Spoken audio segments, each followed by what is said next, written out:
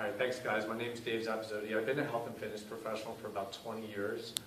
Most of that time as a personal trainer, but also as a nutritionist, martial arts teacher. I own my own health and fitness center, and most recently an author. I had a book published in January of this year on healthy living.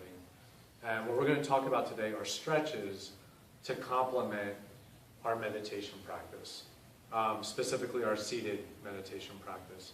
So when I say complement, what I mean is when we sit for extended periods of time, really when we're in any position for extended periods of time, we're going to put our body in a position where certain muscles are shortened and tightened, and other areas are lengthened or possibly weakened. So what we want to do is when we're in that position, we want to counterbalance by lengthening the tight areas and by strengthening the weak areas or the lengthened areas. We're going to talk today about lengthening the tight areas through flexibility. Exercise would be another subject altogether in terms of weight training or yoga or whatever else you want to do. So when considering first with seated meditation, I want to talk about two areas that are common with any type of seating that we do. The first is that the knee is bent, okay? So if you look, normally we would be like this, bent, very simple, right? When we're sitting in a chair, the knee is bent. When we're sitting in full lotus or half lotus, the knees are bent, quarter lotus, Burmese. In Seiza, the knees are all bent. So what that does is that it is going to shorten the top of the calf and the bottom of the hamstring. The first stretch we're going to do is probably the most common stretch that everyone does, is a hamstring stretch. And before we do it, I'm going to talk about a few things about stretching. One of the good things also is that in our culture, most of us are sitting throughout the day. Most of us have jobs where we sit for hours at a time. So the stretches that we're going to do that are going to help with our seated meditation are also going to help with our everyday life, with the common postural or muscular imbalances that we create in the body or we develop through continued sitting. So the first one is going to be, I'm going to have you guys actually do this with me. This is going to be a participatory exercise. So the first one is going to be a hamstring stretch. And we're just going to start, when we do a stretch, really any type of stretch, most of us are focused up here in our everyday life. And this comes out when we're stretching. Most people, when they do a hamstring stretch, they think of they grab their feet from up here and they try to torque themselves down. That's why a lot of people, when they do these kinds of stretches, if they go too deep, they end up hurting their low back. So what we want to do, two principles to remember. Number one is on the inhalation, we're going to align, and on the exhalation, we're going to go deeper. A lot of people say you keep your back straight. You're not going to be able to keep your back straight while you're doing the stretch, but you're going to keep yourself aligned during the inhale as much as you can, and then you're going to move from your center on the exhalation. So you're going to deepen from the center. So it looks like this. At first, I'll probably be up here. Inhale, align, and then exhale, coming from this area, not from there, but from up here, I'll come down. And then I'll inhale again, lengthen, and then exhale a little further. Inhale, lengthen. As you get further and further, you're going to do it less, and you're going to have less and less, more and more subtle movements. But this will ensure that you'll be stretching in a way that's beneficial, that's not going to hurt some part of your other body. A lot of people like to time stretches. They like to do something like 20 seconds or something along those lines. I'm not a big fan of timing, specifically with a stopwatch or something like that, because I feel like it gets you into a more passive stretch. I'd rather it was engaged, so I'd rather everyone stretch for maybe 4 or 5 breaths of that aligning and then deepening.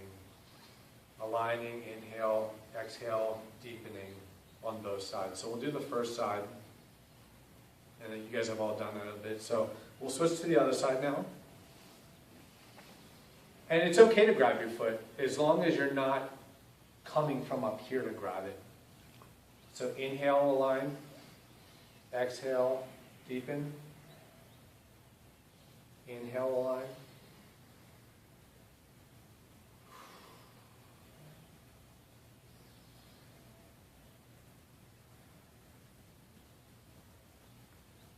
You can do like 3 or 4 breaths with each one.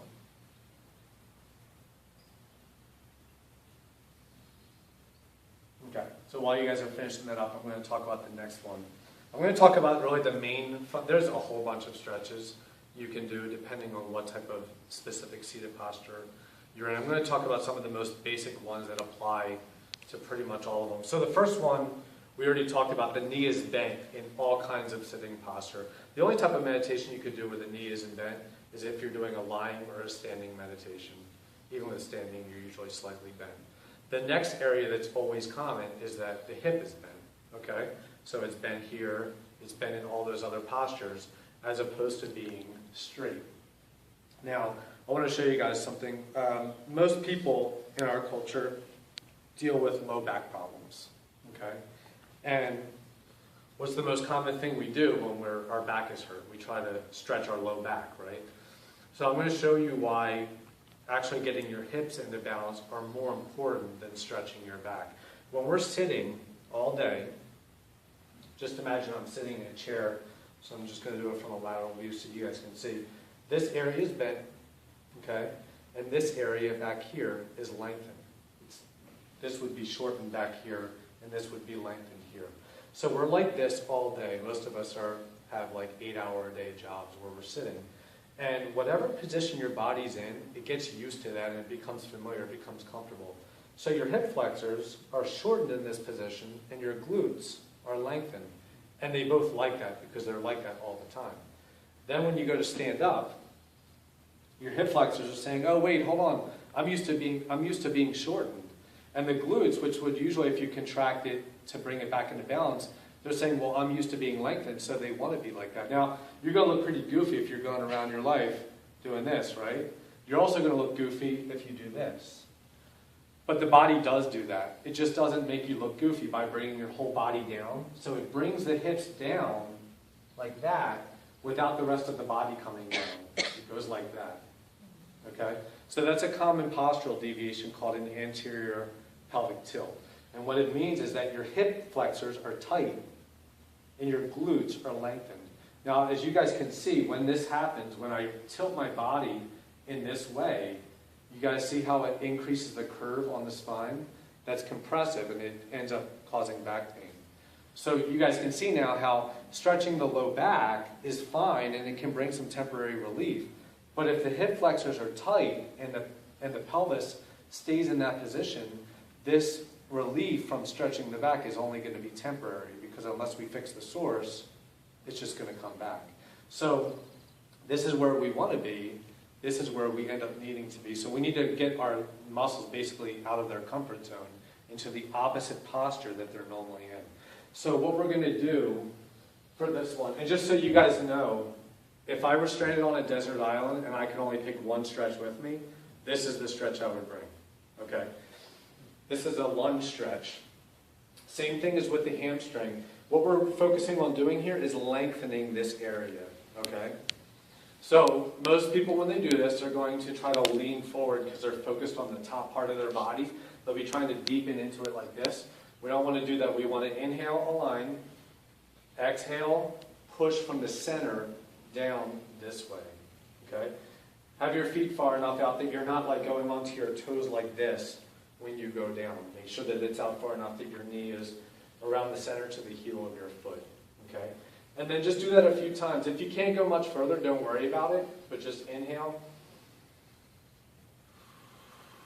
Another thing you can do, you guys don't have to do this now, but to increase the effectiveness of this stretch, it's good to get into different angles with each breath, just so that your body, it increases the proprioception, increases the effectiveness of the stretch itself. So you could do one where you turn this way, you could inhale back to center, exhale that way, you could go up, go to the side. There's a whole bunch of different ways. Basically, you want to move around in different angles, find the area that's the most tight, and focus on that more than the other ones. So inhale, align, exhale, deepen from the center. Inhale, align.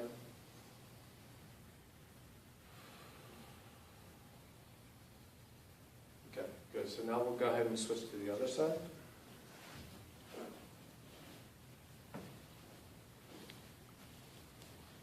also, as you're doing this, as you're coming from here, you can push with your hands in the opposite direction to really elongate that as much as you can.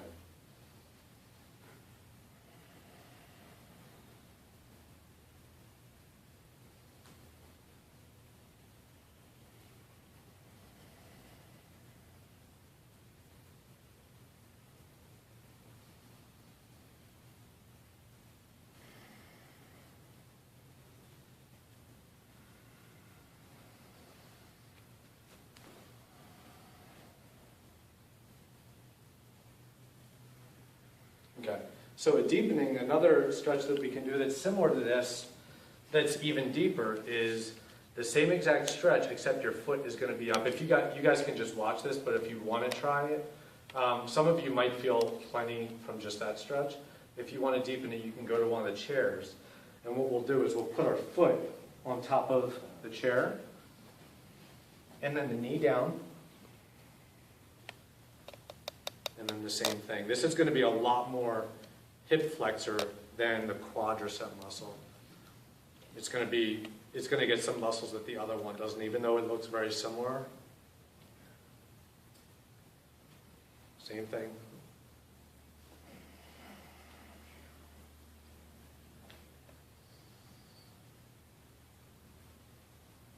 If you feel any type of pulling where it's like causing pain, you don't want to do it. Also, you don't want to bang up your knee. If you need some padding underneath, that's totally fine too.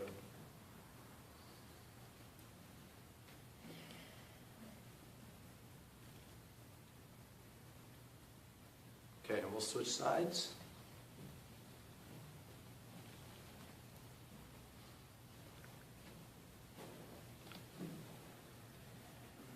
Inhale, align.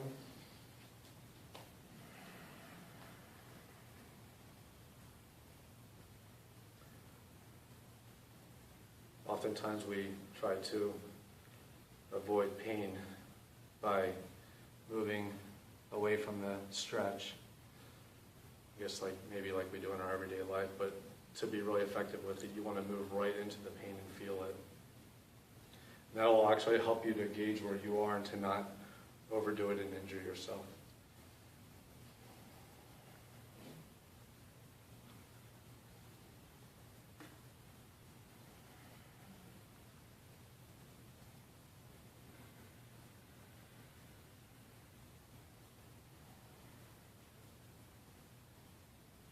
Okay, you guys doing good?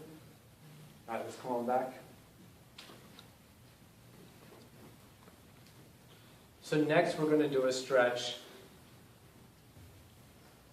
Most of us, even if we sit in Seiza, which is this posture, most of us don't do this exclusively. So we usually sit in one of the half lotus, full lotus, quarter lotus, Burmese, or is that Burmese, right? Burmese, one of the postures where our knees are out to the side. So basically what that is that's external rotation of the hip. Actually, to get a good lotus posture, you want to have good external rotation at your hip joint. A lot of people think that they need to get more flexible at the knee. The knee has not. If you're feeling your knee during lotus, you shouldn't be doing it at all. This is all about flexibility of the hip and coming out to the side that way. So when we're sitting a lot, I know Randy was saying that when he first started sitting, he had to have something here, and then he got more and more flexible, and it came down. So when this happens, there's a shortening of the muscles on the outside of the hip because the leg is coming out that way. It's shortening and lengthening in here. So we want to do something to counterbalance that in the other direction. So the stretch we're going to do now will not only do that, but it'll also stretch the low back. So it has a double bonus there. So this one is going to be leg is straight out to the side, and then the knee is up. You can have it further away or closer as you're able to. Your elbow is going to be on the opposite side. Okay? So this is going to push this way, and it's going to stretch the lower back on the opposite side. Same thing on this. Inhale, lengthen up, and then exhale.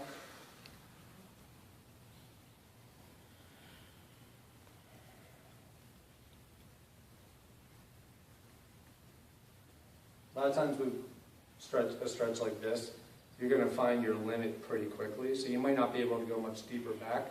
Just focus on doing it even if you can't go any further back, deepening on the exhale every time.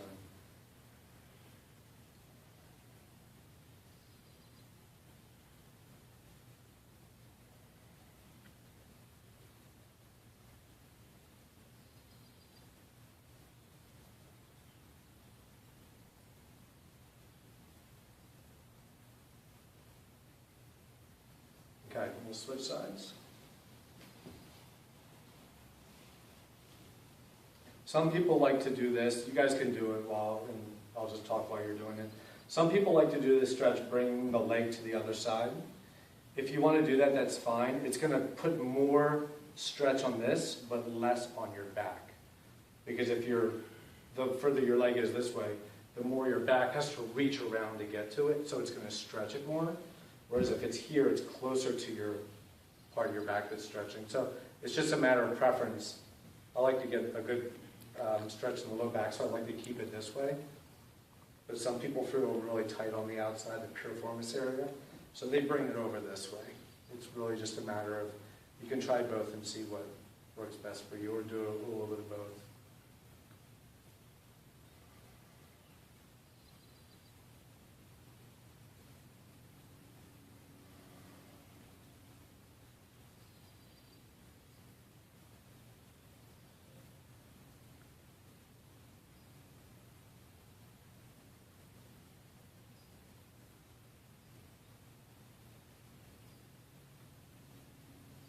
Okay. So we're going to do another one down here, and then we're going to move to a little bit more of the upper body. This one's going to get more the outside of the leg as well, and it's also going to get your hip flexor a little bit less than the other one. But basically what we're going to do is we're going to bring our leg so it's about parallel, or I'm sorry, perpendicular to our body, and then the other one will be straight back.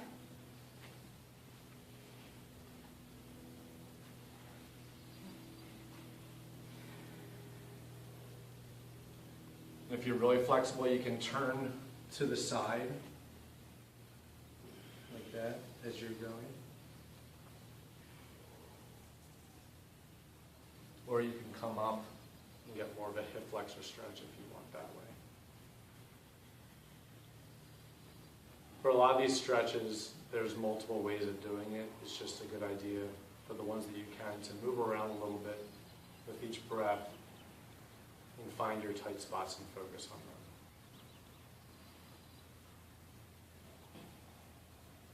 Okay, we'll switch sides.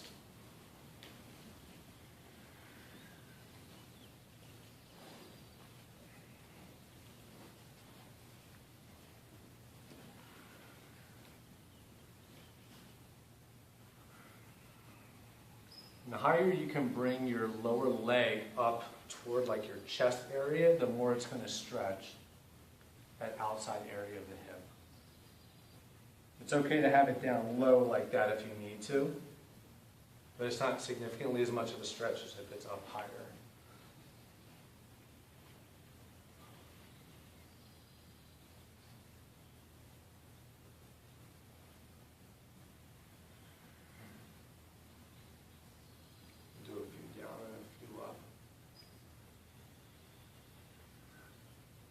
In some ways is very similar to that lunge stretch we were doing, but just adding in a hip rotator stretch on this side as well.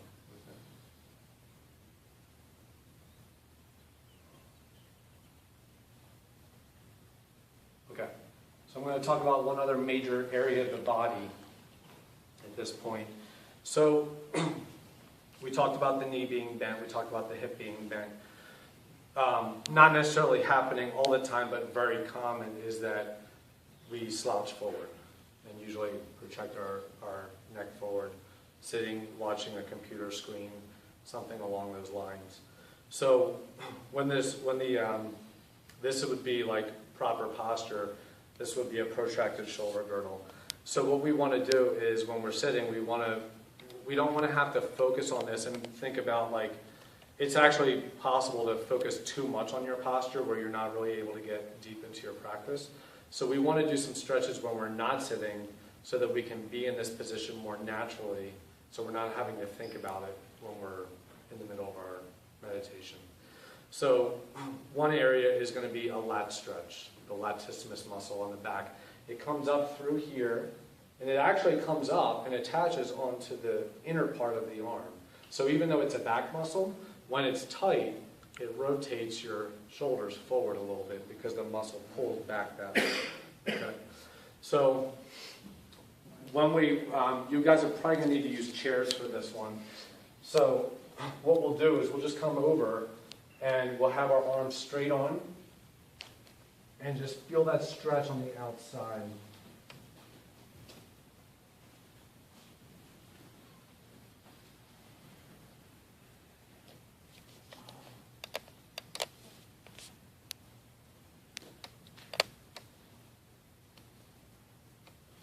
The same thing with this, you might have to move a little bit, move the angle a little bit, just to see how it feels.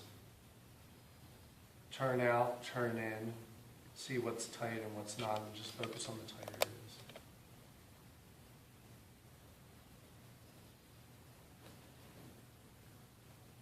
With this one, you're not going to move from your belly button, from your center as much. You're going to be more focused on the area around the armpit and moving lower from there. This particular stretch. But you still want to think of elongating at the armpit when you're inhaling and then going deeper into it on the exhale. Okay, let's switch sides.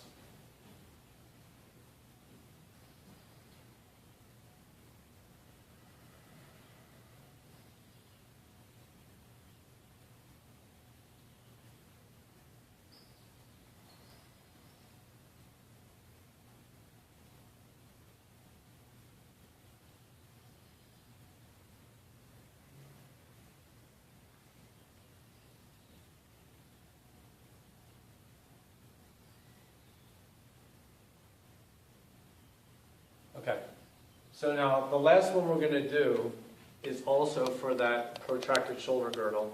You guys can stay at the chairs because we're going to use them. So this one is for the chest muscle, it's pectoralis major. It comes over from over here, over onto the arm as well. So when it gets tight, it tightens and brings the arm in, like that. So on this one, what we're going to do now, instead of like facing the chair square on, we'll sort of be perpendicular to it. And what we'll do is if you have your arm up in a 90 degree, like 90 degrees here, 90 degrees there, you're going to go slightly higher than 90. And that's where you're going. You can do this against a wall. So if I just use this, if I were to just come up here, you guys can do it against those walls back there if you'd like, or against the chair. So when you do this, you'll just step forward. Try to keep your body square forward and not leaning this way because it's going to take away from the stretch. So try to turn away from your arm as you do it, maybe a little bit lower than that. And you guys will want to have something that, you want to be on a corner, so you can't do it on a flat wall. You want to be on a corner where the wall is here and you're pushing your body away from it, but the wall is stopping your arm from moving. Okay? Turn toward me. Yeah. You see how that stretches it more?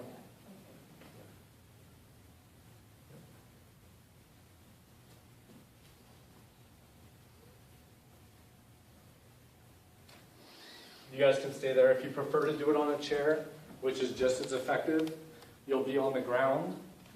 You'll have your arms at 90 degrees, go slightly higher, have your arm on the edge of the chair, and then you'll just go down and turn, sort of like feel a tight, the stretching on the outer part of your armpit. Either one is fine. Okay, let's switch sides.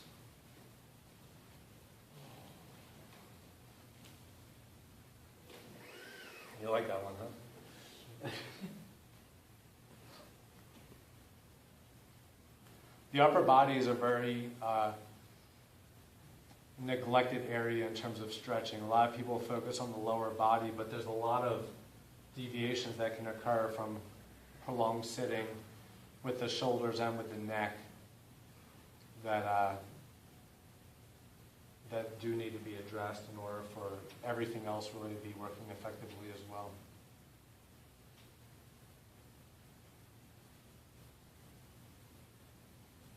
When we have, when our shoulders are pulled forward and our neck is projected out, it can change our center of gravity, and then we counterbalance with our low back. You can actually cause low back problems from your upper body being too far forward in that way.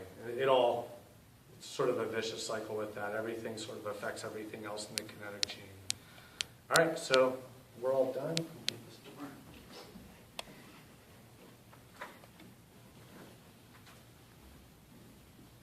I don't know, do you guys want to do some question and answer or about any of these? Does anyone have any questions about what we did or about any other stretches that you're... That last stretch, were we supposed to feel it here or more like here? More in the front. Okay. Yeah. Were you feeling it back there? Well, I mean, I felt it here, but also as I leaned in more, I felt it. Yeah, I mean, and that's possible because that could be the top of your lat, Yeah. potentially. What about the quads? For Cesar, I know a lot of people have a hard time sitting Cesar. Mm-hmm. Is there a special stretch you use for that? Is it like this? Yeah, we could do a quad stretch, just a basic. That's just not. Yeah, that one. I mean, this one here is going to get that a lot as well. A lot of times it's just, a lot of them, these stretches weren't meant for getting us deeper into our postures. They're meant to counterbalance our postures. So if we sit Seiza a lot, we want to do the opposite. By sitting Seiza, you're going to get more flexible in the muscles that lengthen during Seiza. So if you're sitting regularly in Seiza, you're eventually going to go from sitting up here to down there, to down there, to down there, just from being in that position a lot. Your body is going to get more and more comfortable with the areas that are lengthened, basically down here. They're also going to get more comfortable with the areas that are shortened, like right here, and like the back of the knee.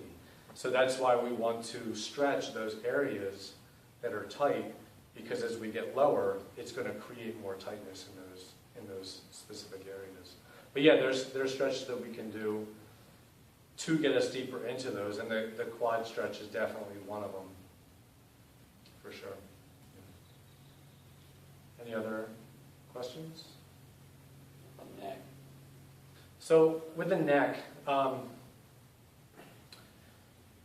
here's the thing. Okay, so with a protracted shoulder, or with a neck, a protruding neck, we usually think of like that the muscles in the back are becoming lengthened because you see it coming out. But actually, what's happening is they're becoming shortened. The muscles in the back of the occipital, so that would be lengthened, but that's shortened back here. So what we need to do is we need to lengthen these muscles. One thing that we can do, which would be a little tough to do in here, is we could get like a foam roll, and this is a little different. This isn't like the typical stretch you would do, like where you're doing your inhales and exhales.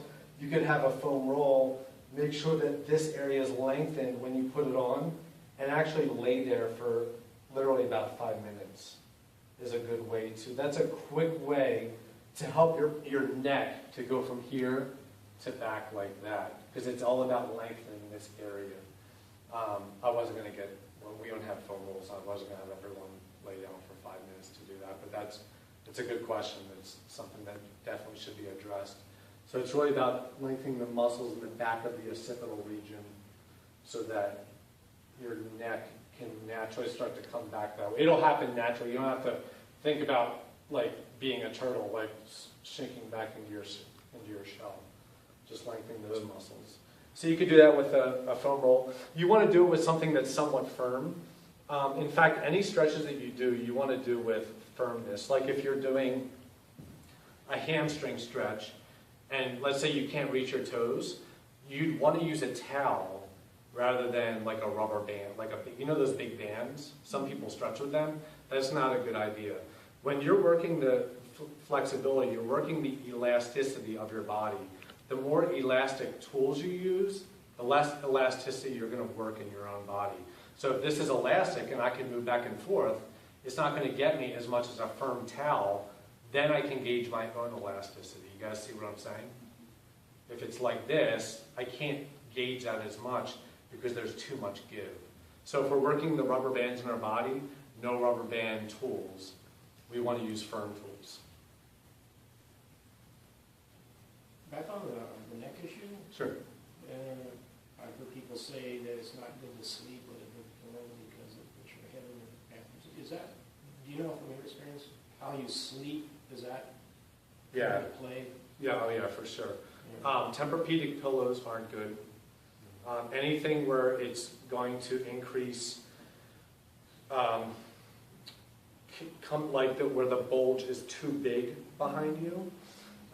Typically, like a towel. I actually sleep oftentimes without a pillow. I'll start myself laying flat without a pillow. I've actually been told that that's not healthy either, but I go with based on. I always take whatever guidance I get, including this. Like, don't take what I'm saying as being law, the rule. Take what I'm giving you and use what's useful for you and just discard whatever's not. I've been told that it's good to take a towel and roll it to like 3/4 and have that underneath so it starts to get that natural formation under the neck. The challenge is that when you go onto your side, you're not going to use a towel. So I oftentimes actually lay flat, just like this, and I make sure that this is loose. I like to sleep on my back. I'll sometimes fall asleep this way, but then I have a pillow next to me so that when I go to my side, then I go onto the pillow in that way. Does that answer? I don't even remember what the original question Yeah, was. that was just, I know when I was in Japan, that they had those little pillows, they're about this big, Yeah. and they're like rice bowl or something, they're really hard, and they just kind of stick under your neck. And is it narrow in the middle? Yeah. And then bigger on the outside? Yeah, they're just small, they're not very big at all. And they There's- kind of conform, but, it takes a while to get used to, because at first you're thinking, God, these are hard, After a while, it seems like they're uncomfortable. Yeah, that makes sense. I I mean, know these big pillows that you buy at Target or whatever. yeah, big pillows aren't healthy in most cases. Any other questions?